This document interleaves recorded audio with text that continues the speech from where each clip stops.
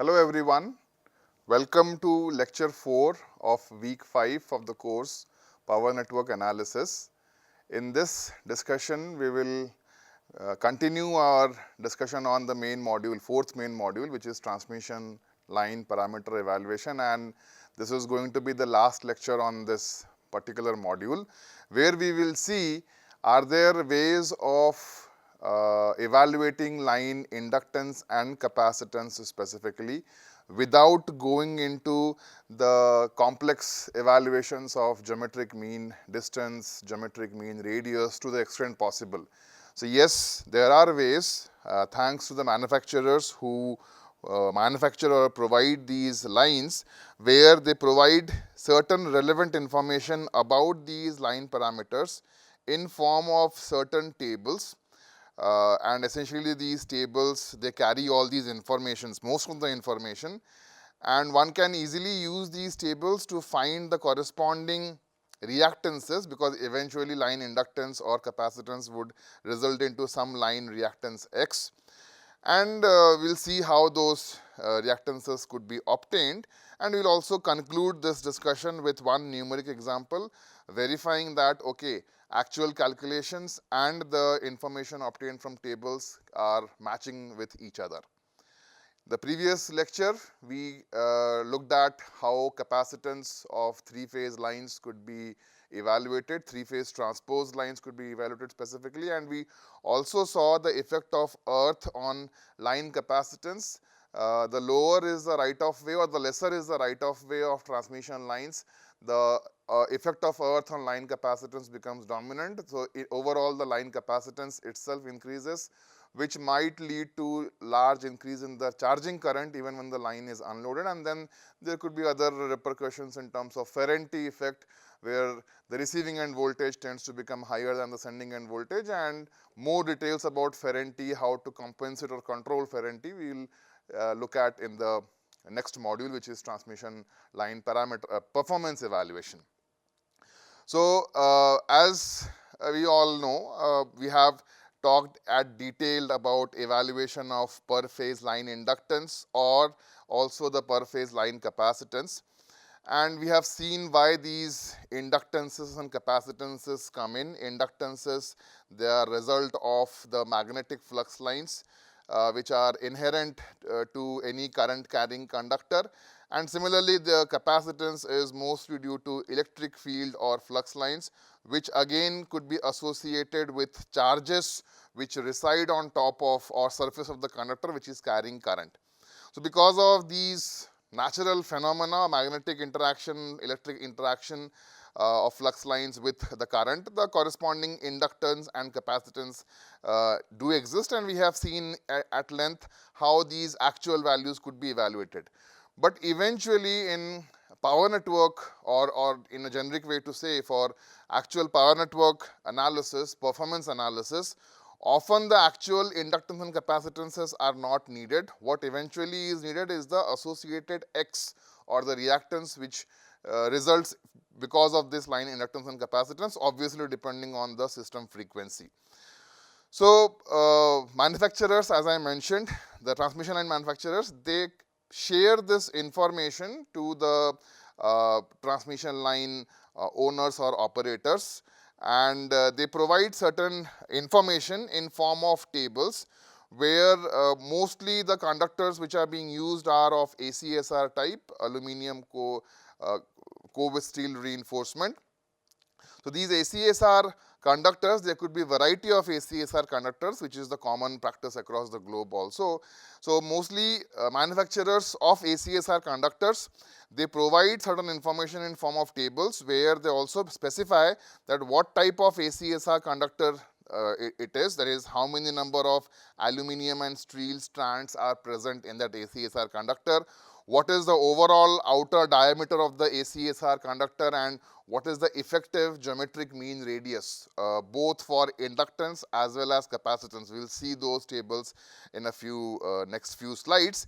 They also provide the actual DC and AC resistance through their own performance testing at different typical operating temperatures, and eventually the cream or the beauty of these tables is that these manufacturers, they also provide certain inductive as well as capacitive reactance, which is essential for the steady state performance in these particular tables for different spacings. So by spacings I mean these spacings could come in case of composite conductors. This spacing could also come in terms of bundled conductors. So depending on what type of spacing exists between the three-phase lines or per-phase lines, the conductors themselves at different typical operating frequency, which could be 50 Hz for Indian, across the system, across the globe except US and Canada, or 60 Hz for US and Canada. The manufacturers, they inherently provide these reactances. So basically, if I were to say, if a particular inductor is having an inductance as L Henry, then the corresponding reactance which would come in would be omega into L, where omega is 2 pi f and f being the corresponding operating frequency.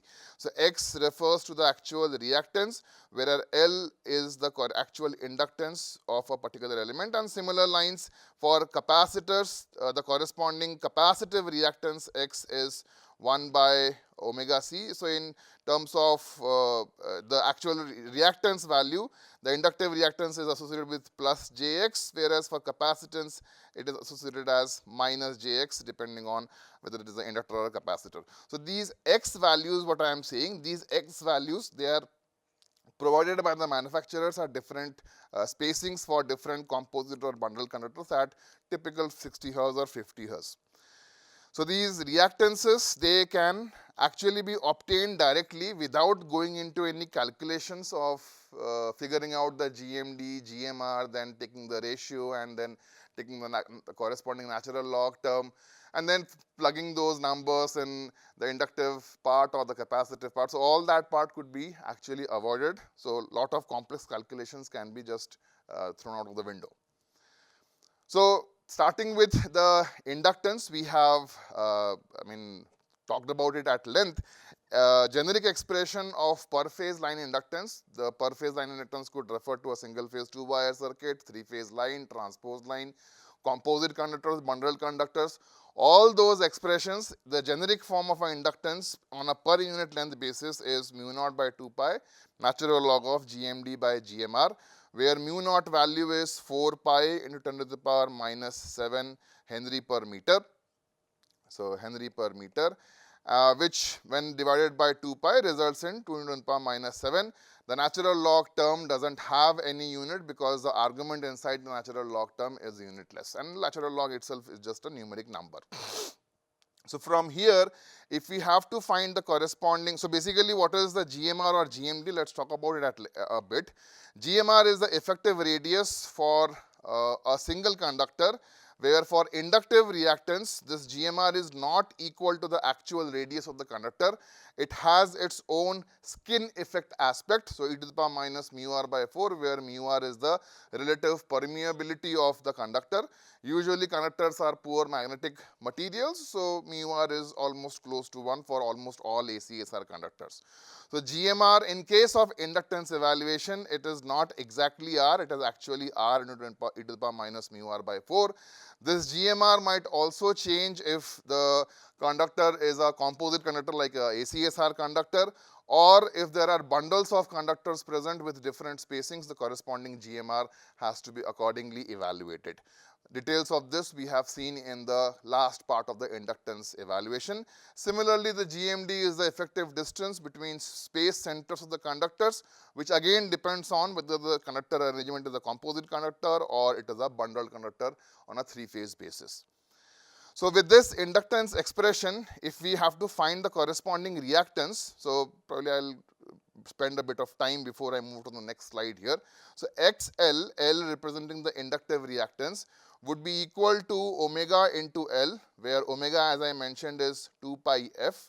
So if I put as 2 pi f into L and substitute the expression of L, so it becomes 2 pi f into mu naught by 2 pi natural log of GMD by GMR, Remember that unit of L is Henry per meter. So unit of X or reactance is going to be ohms per meter. Per meter unit gets carry forward. So the same unit is applicable here, which upon simplification is written as mu naught F natural log of GMD by GMR ohm per meter. Now F could be 50 hertz or 60 hertz, mu naught is 4 pi into 10 power minus 7 Henry per meter. So with that same logic, if we now look at or see the same number, so XL associative per phase inductive reactance, it can be written in terms of this expression where F is a steady state frequency. And this could also be rewritten, I mean the units can change. Usually we'd have transmission lines which are few thousands of kilometers or few hundreds of or thousands of miles apart. We don't have transmission lines which are of few meters. So often per meter basis for distance measurement for transmission line becomes a very awkward number. The corresponding reactance tends to be a very small value in fact. So to scale down this overall network inductance perspective from the length perspective, unit of per kilometer or per mile makes sense because lines are of few hundreds of kilometers, thousands of kilometers and miles. So with per meter getting converted per kilometer, a factor of 1000 comes in, and then again from kilometer to mile when we scale up, we have to keep in fact that 1 mile is around 1.61 kilometers. So the corresponding factors here, it is accordingly changing. In fact, here 2.202236, the number which we are seeing, it is actually mu naught into 1.6094 number, which is resulting into this particular factor. F can be 50 or 60 hertz. Now from here, we can also go little deep that okay, once we know the GMD, once we know the GMR, once we know the system frequency, we can actually plug in those numbers in this reactance expression and find the corresponding ohm reactance in ohms per mile or per kilometer. But the question here is the evaluation of GMD and the GMR in themselves are very tedious calculations. So is there an alternative? So yes, let's see that. So we can always write, remember, so the important part here is natural log of GMD by GMR can also be rewritten as two distinct terms, one term being natural log of 1 by GMR, the other term being natural log of GMD. So now, if we substitute this factor instead of this term here, so we can have actual XL, which is the overall inductive reactance per phase, as two distinct terms. One term is going to be XAL, the other term is XDL. Please don't consider XA and XD to be the arguments here. XA and XD have been mentioned here just to indicate that usually the tables provided by the manufacturers, they make use of this symbol XA to represent the corresponding portion of reactance, inductive reactance, and XD pertains to the corresponding portion of inductive reactance. So that's the reason why XA and XD have been written here. They are not the arguments of a function XAL or XDL respectively. So XAL, if we see, then there is some peculiarity about this XAL. Or for that matter, same is also true for XDL. In XAL, if we focus on the first term, which is the part which is being underlined, it is common to both the terms. In fact, it is common in the actual inductive reactance also. And this term has nothing to do with the type of the ACSR conductor, because 2.202236, as I mentioned, is coming from mu naught, which is a absolute, which is a universal constant, absolute permeability. 1.6094 is the conversion ratio between kilometer and mile, and F is the system frequency, which is 50 hertz or 60 hertz in steady state. So the first underlying terms in XL, XAL, XDL, they are the same terms and they are independent of type of conductor. Now the portion which is dependent or independent might be are the terms which are natural log terms, which are as mentioned over here accordingly. So now if we look at XAL, natural log of 1 by GMR. Natural log of 1 by GMR, 1 is again a constant, so natural log is again a function of what the GMR is. So GMR, if we think about what the GMR is a property of the ACSR conductor. Depending on the arrangement, depending on the number of strands, depending on the spacing between the strands, GMR is going to change. So essentially what I am trying to say is GMR is dependent on the type of conductor, and hence XAL is a specific number or a value given by the manufacturer as per the conductor type. Whereas XDL, if we see, as I mentioned, the first term is independent of type of conductor. Natural log of GMD. GMD, if we recollect, I'll probably go to the previous slide a bit. GMD, as I mentioned, GMD is the effective distance between space centers of conductors. It is only dependent on what is the spacing present between the conductors. GMD actually is independent of type of conductors. There could be ACSR off-spray conductors, there could be ACSR penguin conductors, etc., etc. No matter what the specific conductor is, depending on whether the distance is 1 meter spacing, few centimeters spacing, GMD is only about the distance. It is not dependent on the type of conductor. So basically, depending on the value of XL that we have seen here, which is the inductive reactance, the same expression is enumerated here, where XL is mu naught F natural log of GMD by GMR. The per meter unit could be converted to per kilometer or could be converted to per mile, where 1 mile is 1.61 kilometers approximately. Usually the inductive reactances, they are specified in terms of ohms per mile or ohms per kilometer, because natural distance of transmission lines is few thousands of kilometers or few hundreds of miles, depending on that. Per meter would become a very obsolete unit or a very small unit for measuring the distance of the transmission line distance. So that's the reason why often ohm per kilometer or ohm per mile is a convenient unit for defining inductive reactance. Same is also true for capacitance when we see in the next few slides. Now XL here, it can be written or rewritten in terms of two distinct components. So basically natural log of GMD by GMR, if we were to see, it can be rewritten as natural log of 1 by GMR plus natural log of GMD. So when we substitute this expression over here, there we can get two distinct components. One component is XAL, the other component is XDL. Please note here that XA and XD, they are not the arguments of the functions XAL and XDL. In fact, XA and XAL, they refer to the same quantity. XD and XDL refer to the same quantity. The reason why I have mentioned XA and XD here is because usually the transmission line manufacturers, they provide these inductive reactances in terms of the notations XA and XD. Similarly, for capacitive reactance, the manufacturers, the tables that they provide are in terms of XAA dash and XD dash. So just to have a correlation between our discussion and segregation between inductive reactance and capacitive reactance, I have made use of the term XAL, which is analogous to XA, and XDL, which is analogous to XD. Now in XAL and XD, so basically XL here, overall inductive reactance, is sum of XAL plus XDL as per the distinction that, or the relationship that we have here.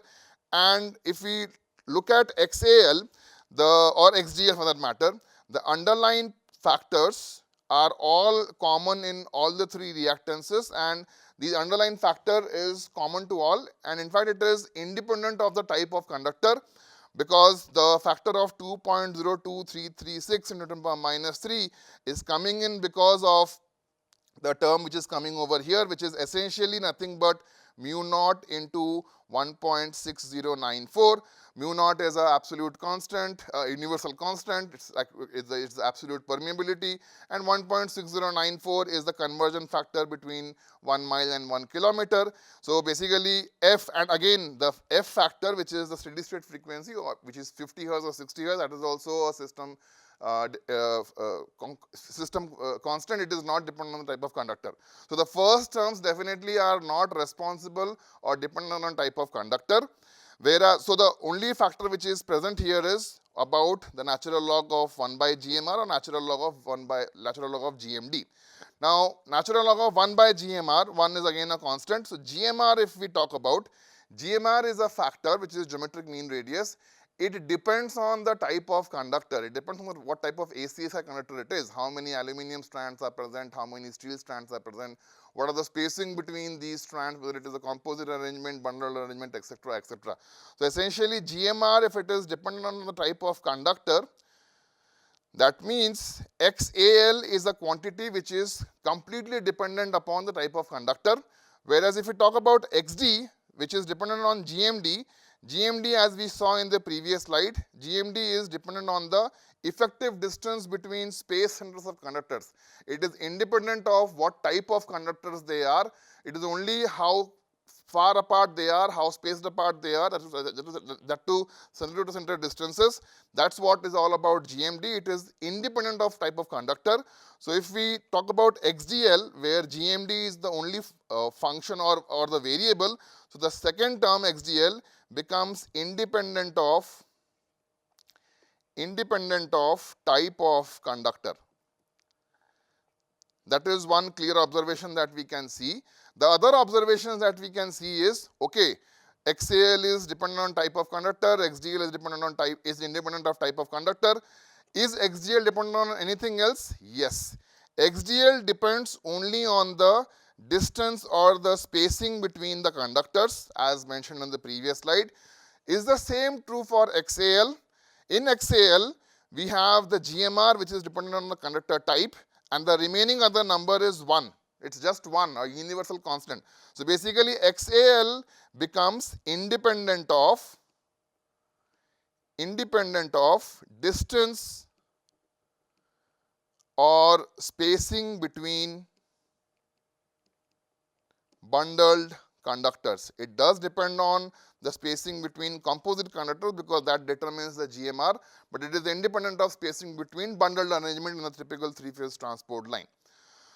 So, we have two numbers, XAL and XDL, and if we know XAL and XDL, which are often provided by the manufacturers in form of tables, then we can easily add them up and get our actual reactance without actually evaluating GMD and GMR. So, how it is done? We will just enumerate or explain that or summarize that. XA, which is this variable or number here, XAL, it is the inductive reactance at 1 feet spacing. 1 feet spacing here refers to 1 feet spacing or 1 feet fictitious spacing between the bundles in a three-phase arrangement when GMR of the conductor is also in feet. Usually the radiuses of conductors, they are very small. So, US standards or European or global Canadian standards, there the distance units are mostly in feet and miles and inches. So, if the GMR is in units of feet, which is the usual case for conductors, and if there would have been one single conductor or bundle conductor with 1 feet spacing. So, 1 feet spacing here is actually a non-existent spacing. It is a fictitious arrangement just to indicate that, okay, 1 by GMR becomes a unitless quantity. This is actually here a unitless quantity. So, if GMR is in meters, the spacing becomes 1 meter. If GMR is in inches, the spacing becomes 1 inch. And the way these numbers are given, they are given in this table A.3. We will see that in a moment. And as we also talked about in the previous slide, it is independent of actual spacing between conductors. It is only dependent on the type of conductor, which is what dictating the GMR.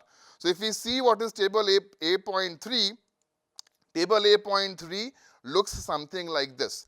There are different types of ACSR conductors or coatings present, where if we talk about, let's say, waxwing conductor, then the number of waxwing the number of aluminum strands present in waxwing conductor is 2 in number, or in fact there are 2 layers of aluminum. The number of strands of aluminum are 18, and at the center there is 1 steel strand. That is what AL and ST stand for, the number of strands. And around the steel strand there are 2 layers of aluminum with each layer consisting of 18 strands. The surface area of each overall aluminum portion of the ACSI conductor, that is also given in CMIL. The overall diameter of the ACSI conductor is given as 0.609 inch. Please don't consider this comma to be a comma, it's actually a dot. I mean, the table is taken as a script from the very famous textbook Power System Analysis by John J. Granger and William D. Stevenson Jr. So they usually avoid using dots. They mostly use these commas wherever possible. So the diameter of the waxing conductor is 0.609 inches. The AC and DC resistances at 20 degrees, 50 degrees. So AC resistance is given for 60 Hz because the 60 Hz is the common frequency in US. DC resistance at 20 degrees is also 20 degrees Celsius is also given. Also, the overall GMR of aluminum ACSR waxing conductor is given. So this GMR in terms of inductive reactance, if you have to evaluate, please cross check. Let's say for waxing conductor, if this is the number, this 0.0198 feet is equal to 0.609 inch by 2. 0.609 is the diameter of the waxing conductor, so by 2 would be the radius. And this, when multiplied with e to the power minus 1 by 4, assuming the relative permeability of waxing ACSR to be close to 1, these two numbers with one side being inch, the other side being feet, they should match. And it should happen for all such numbers present in these two columns. Please make sure of that.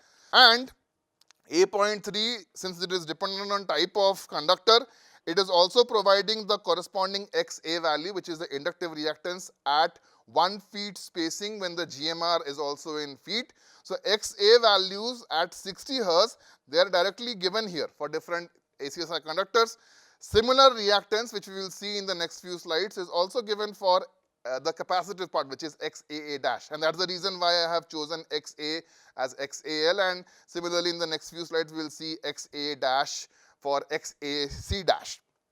So these numbers are actually given and one can easily take away from them.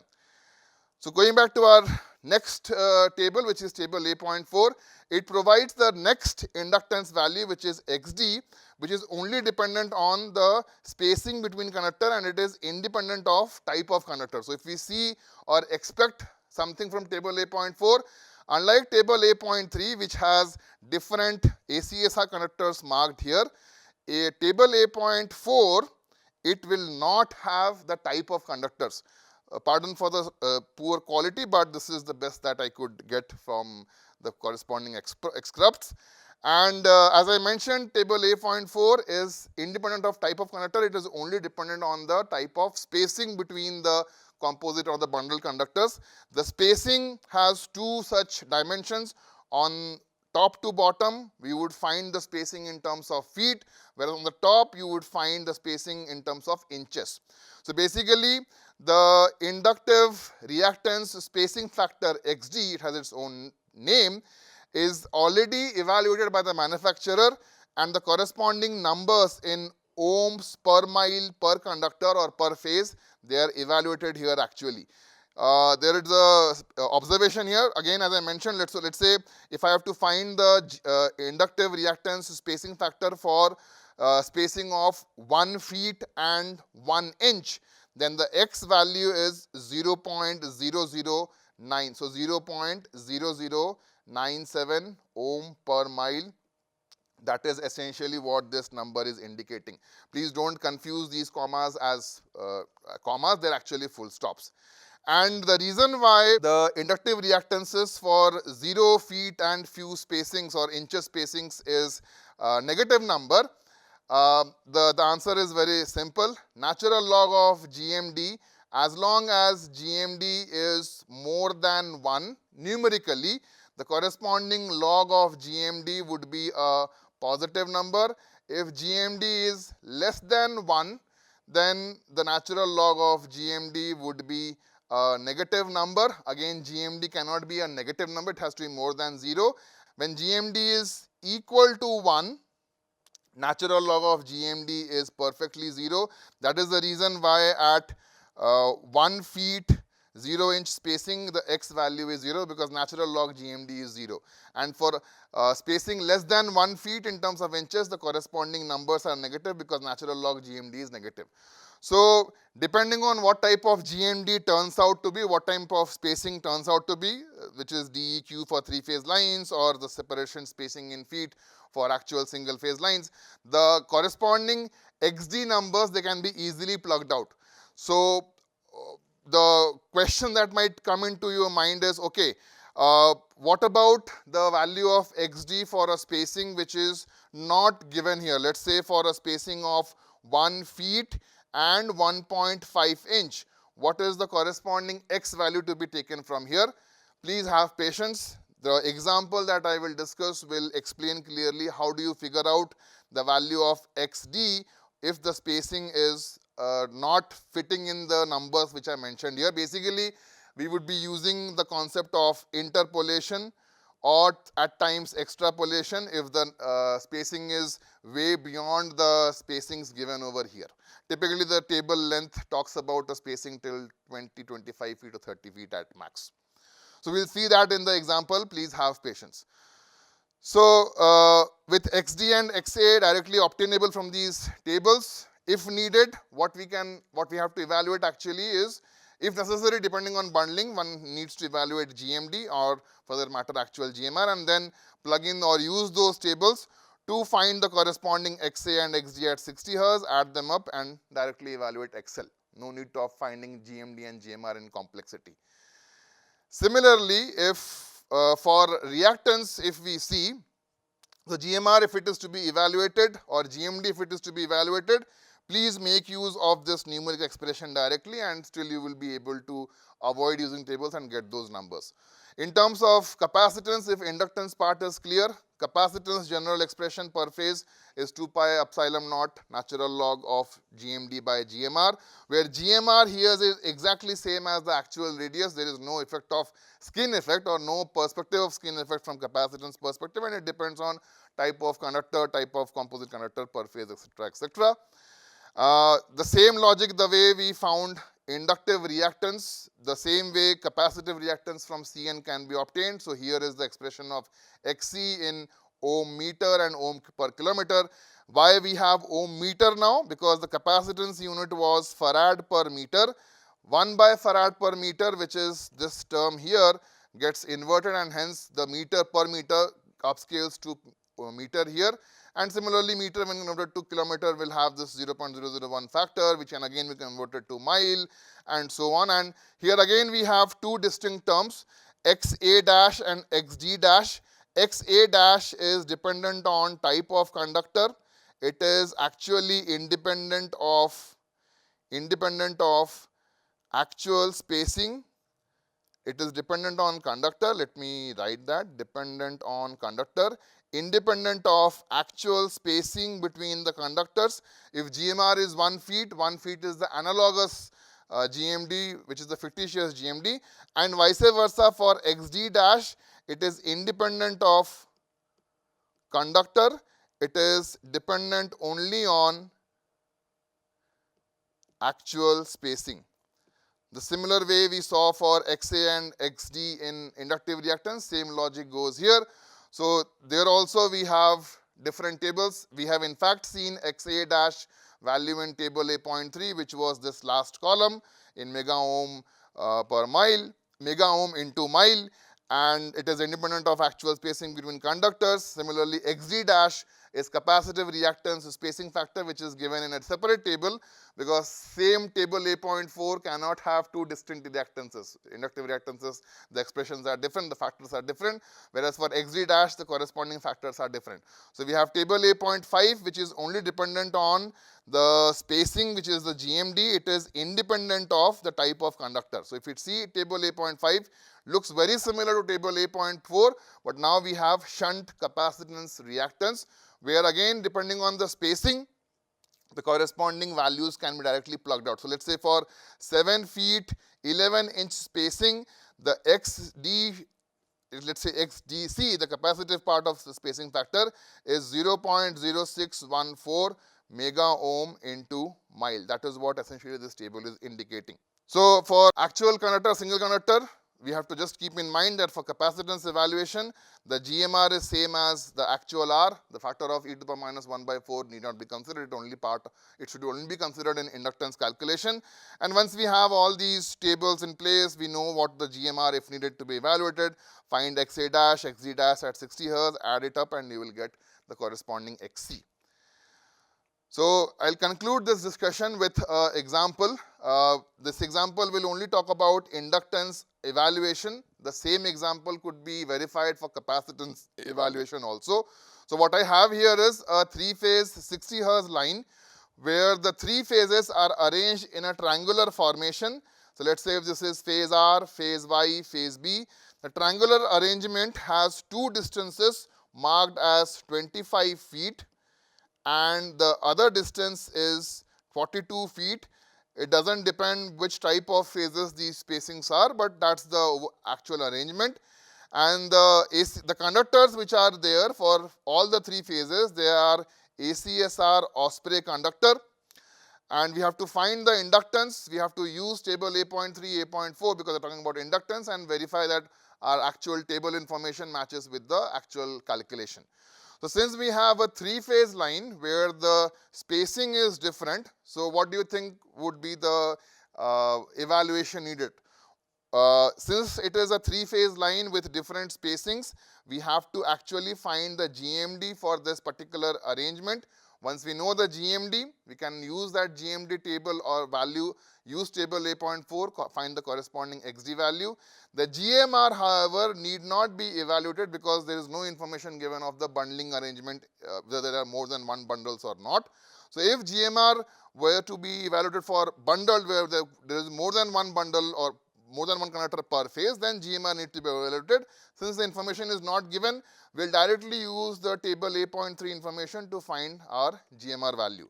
So let's look into that. So table A.3, the type of conductor is Osprey.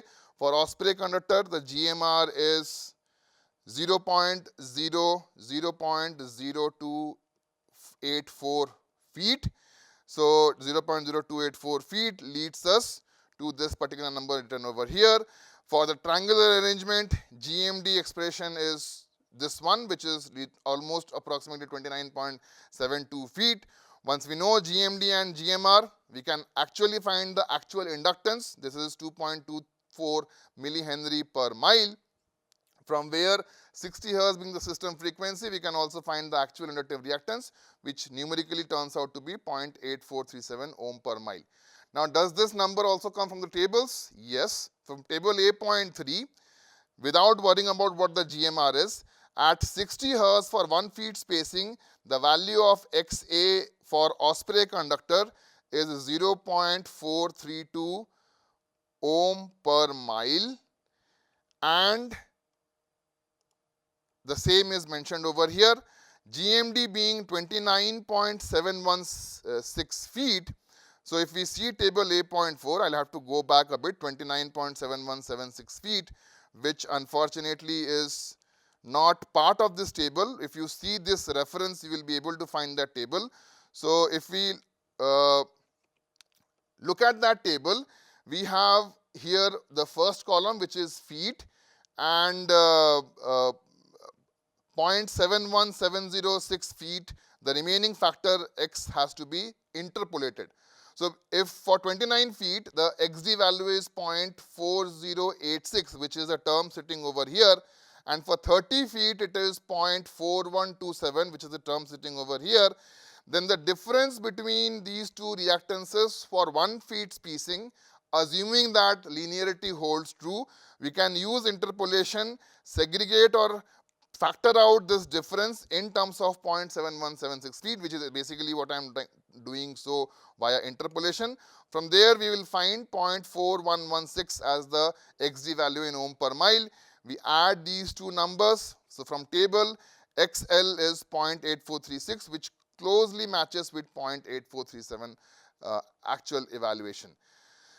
The same again, as I mentioned, can be verified for capacitance evaluation. Please do that. This will really help you in better understanding. That is all for this particular module. The last lecture of week 5 will start with our 5th main module, which is transmission line models and their performance evaluation. Thank you.